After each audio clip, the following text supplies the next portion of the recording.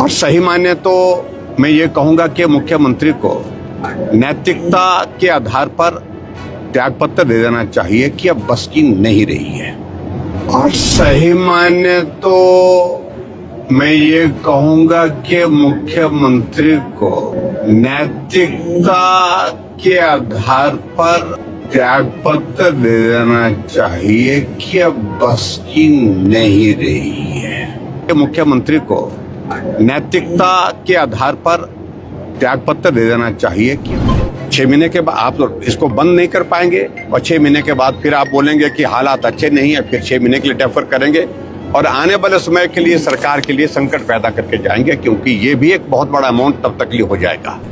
अभी एक अधिसूचना जारी हुई है, उनसे क्या बोलते हैं, आवाज निकलना, पीछे एक मिनट इंटरव्यू हो रहा था फाइनेंशियल सेक्रेटरी से कि नेताओं, मंत्रियों, मुख्यमंत्री और जो टॉप के जो ऑफिसर्स हैं उनकी सैलरी डिडक्ट होगी।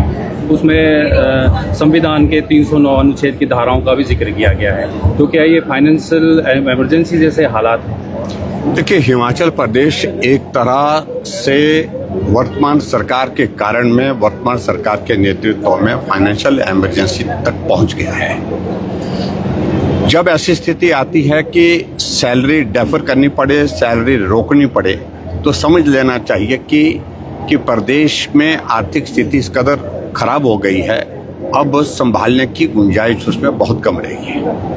और सही माने तो मैं ये कहूँगा कि मुख्यमंत्री को नैतिकता के आधार पर त्यागपत्र दे देना चाहिए कि अब बस की नहीं रही है, क्योंकि सरकार 3.5 वर्ष से हिमाचल प्रदेश में कांग्रेस की जो चल रही है, कभी उन्हें गंभीरता से इस बात को सोचा नहीं कि आर्थिक संकट बढ़ता जा रहा है। हम समय रहते कुछ कदम उठाए और समय रहते कुछ कदम उठा करके प्रदेश की आर्थिक स्थिति को सुधारने की दिशा में कदम करते हैं। 6 CPS बना गए कैबिनेट दर्जे के साथ, एडवाइजर बना गए कैबिनेट दर्जे के साथ, advocate general, additional advocate general, deputy advocate general जो है वो दनदना रहे हैं, लेकिन उसके बावजूद फैसले सरकार के खिलाफ हो रहे हैं। करोड़ों रुपए एक फीस का पैसा दे करके, फीस दे करके, एक कोर्ट की एक पेशी की फीस दे करके दिल्ली से हायर किए जा रहे हैं। तो ये advocate general, additional advocate general की फौज खड़ा करने की किस चीज की आवश्यकता थी?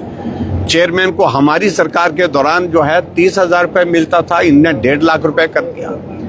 ऐसे में अब स्थिति ये आ गई कि मुख्यमंत्री संदेश देने की कोशिश कर रहे हैं कि मंत्रियों के, मुख्यमंत्री के और उसके बाद जो IAS ऑफिसर्स हैं उनकी सैलरी में उनको डेफर किया जाए, MLAs की भी। तो इससे मैं देख रहा था कि बहुत नेग्लिजिबल अमाउंट, बहुत थोड़ा अमाउंट जो है उससे बच पाएगा, लेकिन आप सिर्फ अपनी रिस्पॉन्सिबिलिटी को, फाइनेंशियल लायबिलिटी को ट्रांसफर कर रहे हैं। 6 महीने के बाद क्या होगा?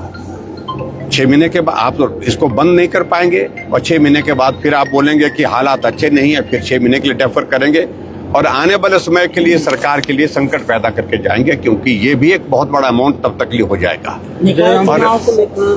अक्सर प्रदेश सरकार गारंटियां पूरी नहीं कर पाई है और पश्चिम बंगाल चुनाव में या फिर असम में भी लगातार वहाँ पे वादे पूरे करने या गारंटियां पूरी करने के जो दावे मुख्यमंत्री द्वारा किए जा रहे हैं, तो उसको किस तरह से? तो हम इस बात को हमेशा कहते रहते हैं कि मुख्यमंत्री झूठ बोलते हैं। झूठ चुनाव से पहले भी बोला, झूठी गारंटियां दी, और सत्ता में आने के बाद जब गारंटियां पूरी आप करने की स्थिति में नहीं है तब भी आप झूठ बोल रहे हैं। प्रदेश के अंदर झूठ बोलते हैं, देश के अंदर झूठ बोलते हैं, और आप अंदाजा लगाइए कि हिमाचल प्रदेश में कौन सी गारंटी पूरी? एक भी गारंटी 10 में से पूरी नहीं हुई, और इसलिए अब पोल खुल चुकी है। निश्चित रूप से आने वाले समय को जड़ से उखाड़ फेंकेंगे कांग्रेस पार्टी की सरकार। ऐसे हालात में राष्ट्रपति शासन के अनुसार नहीं, देखिए, हम इन सारी चीजों के लिए नहीं बोल रहे, लेकिन टोटल सिस्टम का कोलैप्स हो गया है। जब आपके पास कर्मचारियों को समय पर सैलरी देने के लिए पैसा नहीं है, पेंशन देने के लिए पैसा नहीं है, मेडिकल रिम्बर्समेंट का पैसा नहीं, और विकास के लिए पैसा रह नहीं गया, ऐसी सूरत में हिमाचल प्रदेश में फाइनेंशियल इमरजेंसी सिचुएशन है, और जिसके कारण जो है वो प्रदेश का बहुत बड़ा नुकसान। कानून व्यवस्था लगातार बिगड़ रही है, लगातार। देखिए, कानून व्यवस्था के बारे में पहले भी हम विधानसभा के अंदर भी कह चुके हैं, इस बार हमने चर्चा की थी। कानून व्यवस्था कहने लगे नहीं तो बहुत बेहतर है, बहुत बेहतर है। अरे, चंबा में मर्डर होता है, एक नौजवान के शरीर के 8 टुकड़े करके उसको दफन कर दिया जाता है। अभी घटना मंडी में हुई सरकाघाट में एक 19 साल की बच्ची जिसका सिर से गर्दन काट करके उसको मौके पर उसकी मृत्यु हो गई, और नशे में वो आदमी जो कातिल है वो इस बात को स्वीकार कर रहा कि मैंने किया है। ऐसी सूरत में सरकार के पास जवाब क्या है? गोलियां चल रही है, ऊना में दिन दिहाड़े गोली चलती है और गोली चल करके वहां नौजवान की मौत होती है, लोगों को तलवारों से काट दिया वहां।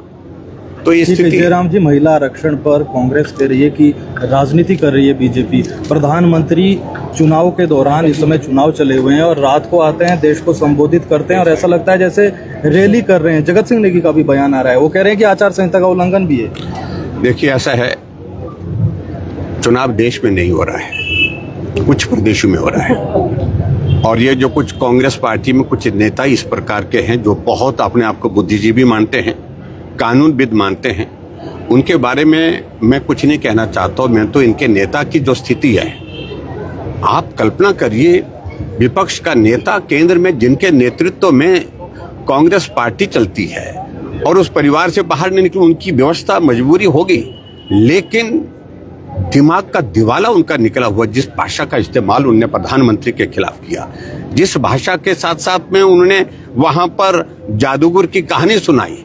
आप एक्ट की अमेंडमेंट दीजिए, आप एक्ट पर बोलिए, आप टेक्निकल चीजों पर बोलिए, उन सारी चीजों पर सिर्फ राजनीतिक दृष्टि से इसको रोकना है। आज बहुमत भारतीय जनता पार्टी का 2/3 नहीं है, इस कारण से फिलहाल रुका है, और मैं इस बात को कह रहा हूं, प्रधानमंत्री जी ने कहा है हमारा संघर्ष जारी रहेगा। जो महिलाएं 50% आबादी का हिस्सा है, उनके लिए अधिकार हम दिला करके छोड़ेंगे, हम छोड़ते नहीं।